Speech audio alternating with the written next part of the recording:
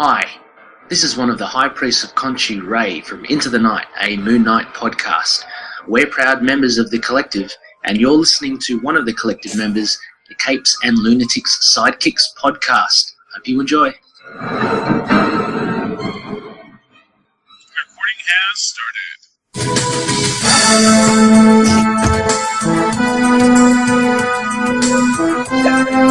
Hello and welcome to the Angel Chronicles. I am a very confused Phil Perich, and joining me is... It's Lilith Hellfire, y'all. What's up? So, we're here to discuss Season 1, Episode 13, She.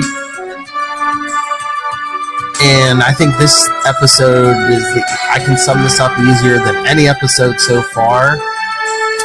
Hey, do you feel a burning sensation around the opposite sex? Maybe you just need a spa day. I think you need a day at the doctor if you're feeling a burning sensation. Just saying. Well, I'm talking little about penicillin, little moxicillin. talking about this episode, not your love life. Not yet. Not ever. Not for lack of trying. I'll be an incel, I guess. I don't know. Anyway, this is in the trend of sex is bad, okay? Okay. Women are evil, okay? Okay, so last episode we had forcible pregnancy, triggering a woman into getting pregnant. And this one we have female genitalia mutilation. That is what this is an allusion to.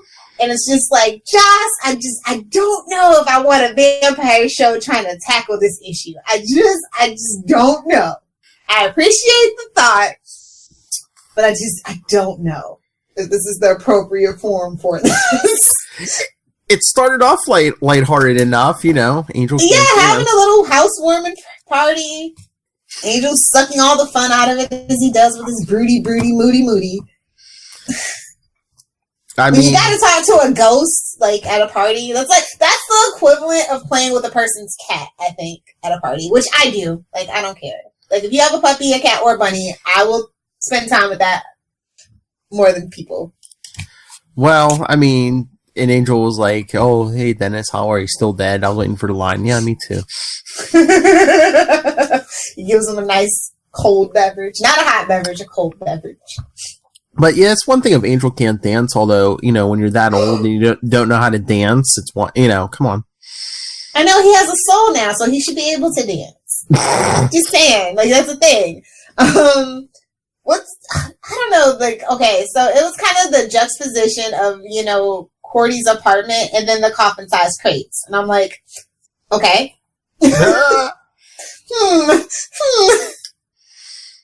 This actually reminds me of, remember Tara from Buffy? How they tried to trick her into staying with her family tried to, that's kind of what this is reminiscent of for me. Actually, in season 1, in that season of Buffy, when Angel premiered, there were a lot of parallel episodes going on, honestly. If you go back and look, so yeah. But college years were rough on Buffy, I'm just saying. But yeah, so we get the whole burning thing with the crates and everything, and then the next day, before Cordy gets her vision. Oh wait, the most important thing happens in this episode. What? Wesley officially becomes a member of Angel Investigations, paycheck and all. Oh yeah. It's only taken 3 episodes or more, or 4? And the only reason Angel did it because he noticed Wesley was looking around for leftovers. But it's been how many weeks now, and he's still showing up too. But I love Cordy when they're talking about the party. She's talking to this party with Angel, and Wesley walks in. She goes, "Wesley was cooler than you. He was cooler than you." I know. Oh, that flash that Wesley got about things that could go wrong. I like that too. While he was at the party and they were wanting to dance. They were trying to work in Angel dancing since I forget what episode it is, but they were they actually had to cut it from one of the scripts because Joss didn't like it. He said it didn't really fit for that particular episode. So. But then Cordy gets the vision and sends, Oh no, Angel and Wesley go to the ice factory. Yeah. Wesley has to drive him because there's no sewer access. But I swear Angel says he's gonna drive, and I'm like, why wouldn't you let Wesley drive? But then he does. Wesley does drive. Yeah. Oh, I miss the days of being in the drop top with the blanket over Angel. I miss those days. Because I was thinking, I was like, if you tint the windows, if you tint them dark enough, does that protect vampires? Fun fact: in LA, you can only have a very light tint. I think it's like the 3rd degree of tint or whatever it is. Yeah, a lot of states are like that. Yeah. Not Vegas. You can have limo tint. Fun fact. Oh, good lord! No one can see what you're doing in there, huh, Lil? Vegas, man, gotta love it. Anyway, yeah. Okay, so I have to say this. I do not like Bailing, like, as an actress. I'm sure she's a lovely person, but as an actress, I do not like her. She is, like, responsible for, like, the 2nd worst episode of Lost, and I will always hold grudges.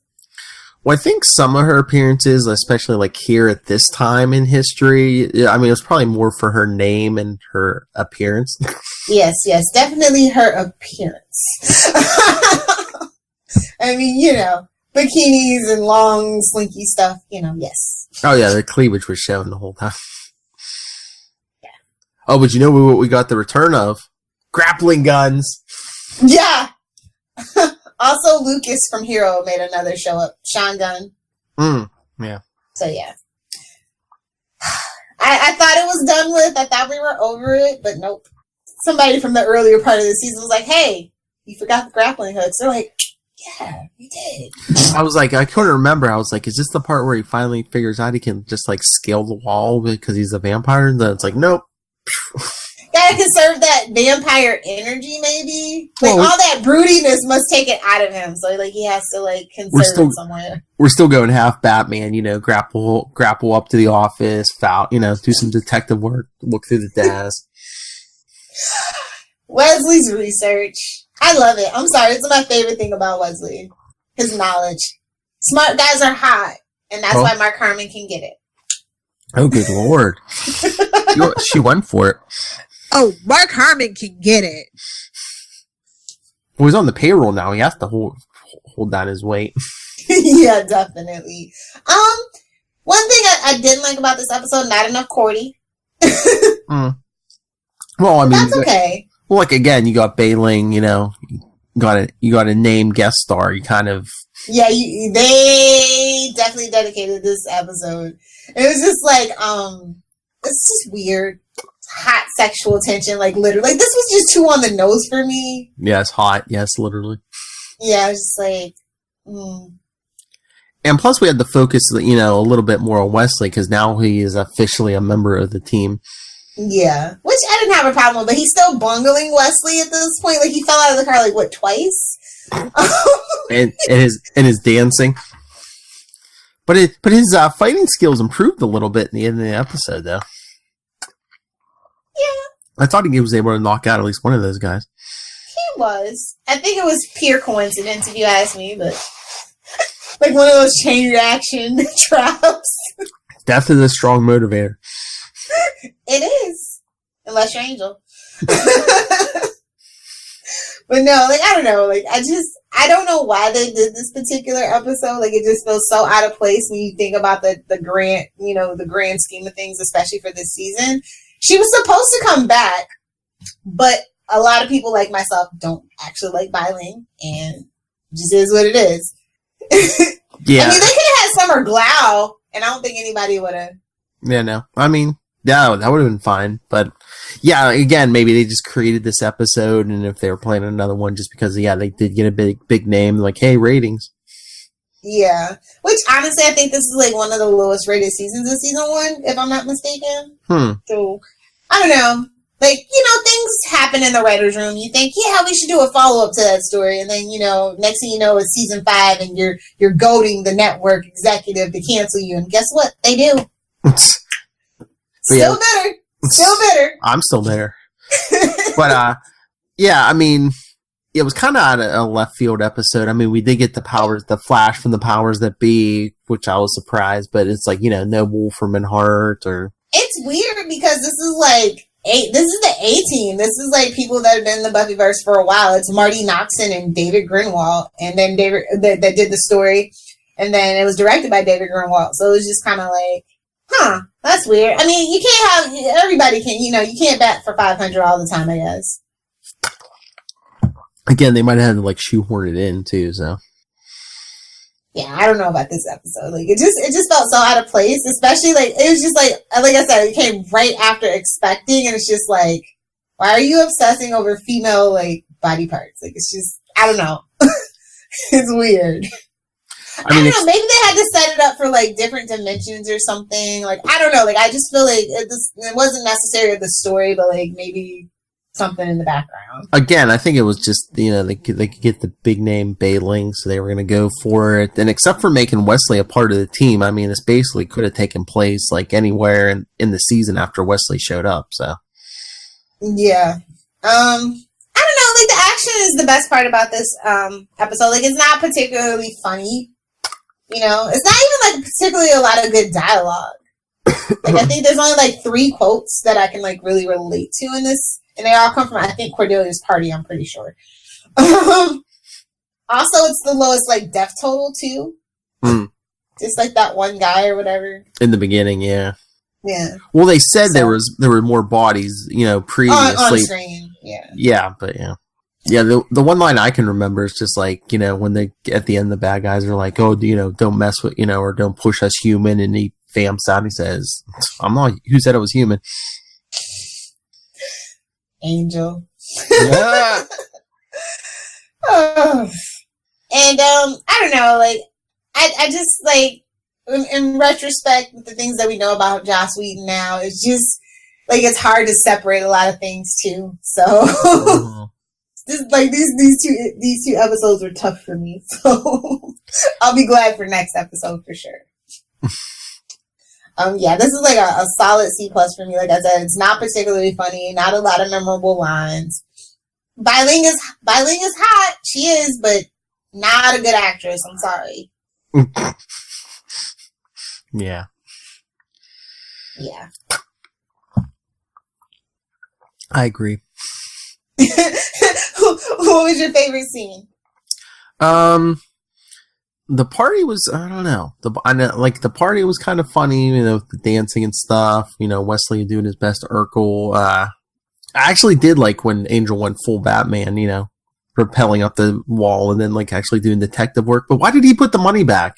Because he's Angel. I was he's an idiot, and he's a good guy. Well, I was gonna say, well, no, I was like, if he knew the guy had like family or like partners in the business or something, I could see that. But I was like, is there even anyone else? Just take the money. You know, is that money just gonna?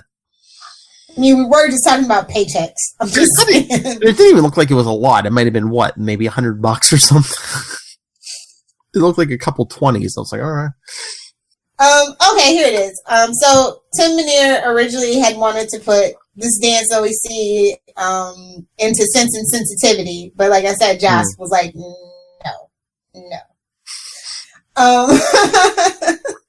And then did you watch it to the end with additional footage of Wesley and Angel dancing?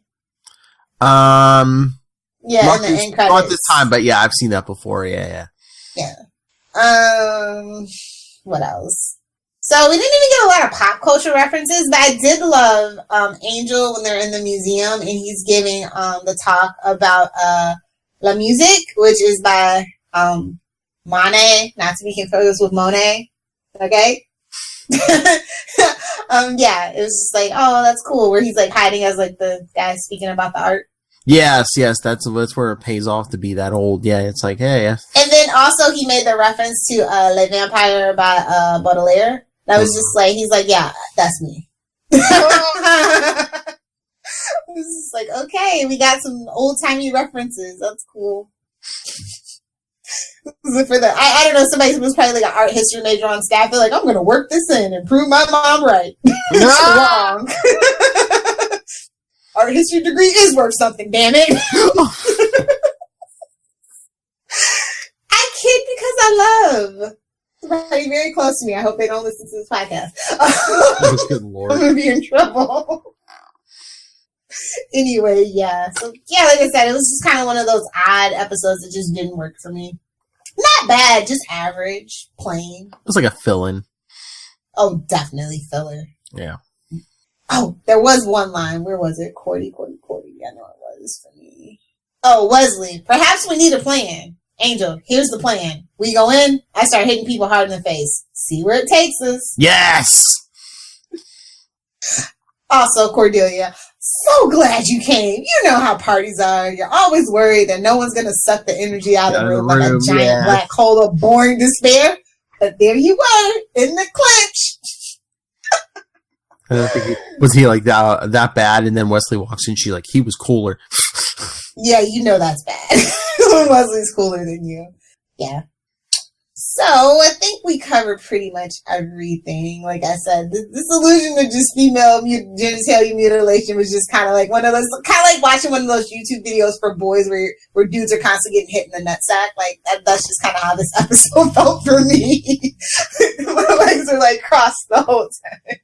As someone with a nutsack, I don't think it was that bad, but just like the thought of it, it's just like, I don't know.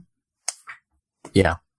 Yeah. Well, the only good thing is, the rest of the season, it's pretty much all upward from here, so.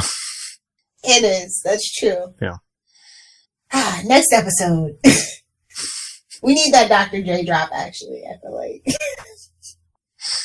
I'll work on that. Cool.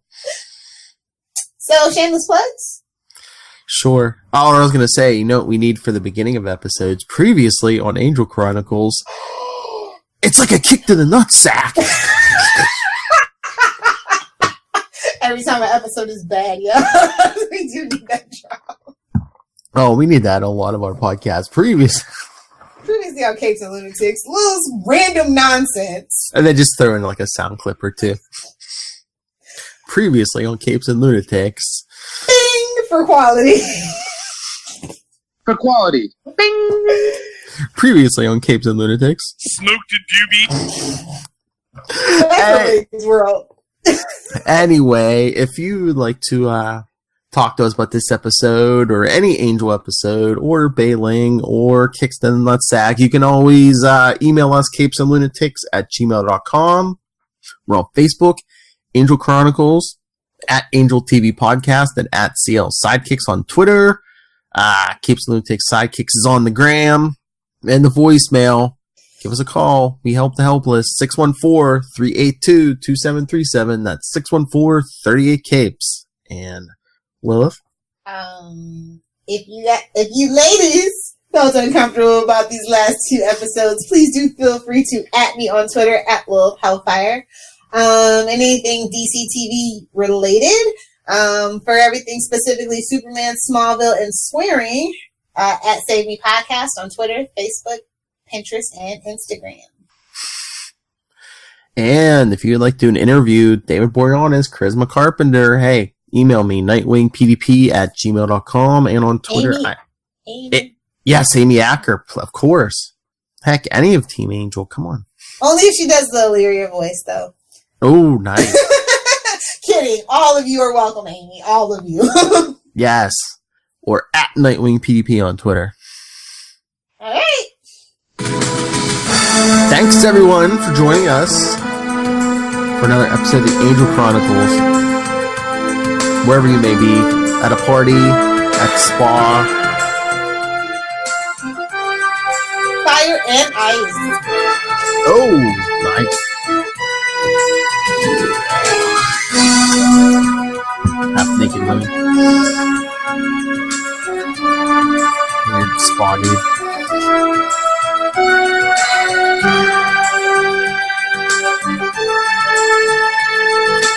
But join us next time. But until then,